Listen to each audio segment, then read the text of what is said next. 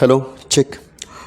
जावेद अख्तर जे प्रसिद्ध गीतकार फिल्म सिटी माध्यमातून ज्यांनी स्वतःची ओळख एक आकर्षक माध्यमातून प्रसिद्ध केली, एक प्रकाश ज्योतामधलं व्यक्तिमत्व जावेद अख्तर, ज्यांचं देशावरचं सुद्धा गाणं अत्यंत महत्त्वपूर्ण प्रभावशाली.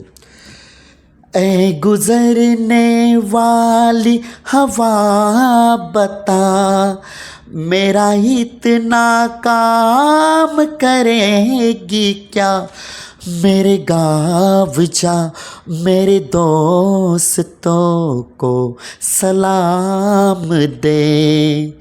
मेरे गाँव में है जो वो गली, जहाँ रहती है मेरी दिलरुबा, उसे मेरे प्यार का जाम दे, उसे मेरे प्यार का जाम दे.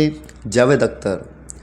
वही थोड़ी दूर है घर मेरा, मेरे घर में है मेरी बूढ़ी माँ.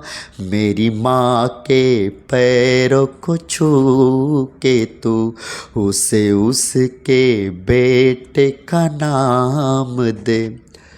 हे देशगीत बॉर्डर पिक्चरचं ज्यानं म्हणजे जावेद अख्तरने लिहिलेलं इतकं प्रभावशाली, अत्यंत महत्त्वपूर्ण की अक्षरशः डोळ्यातून अश्रूचा अभिषेक येईल इतके सुंदर असे गाणे लिहिले. फिल्म सिटीला अनेक गाण्याच्या माध्यमातून रंग देणारे जावेद अख्तर.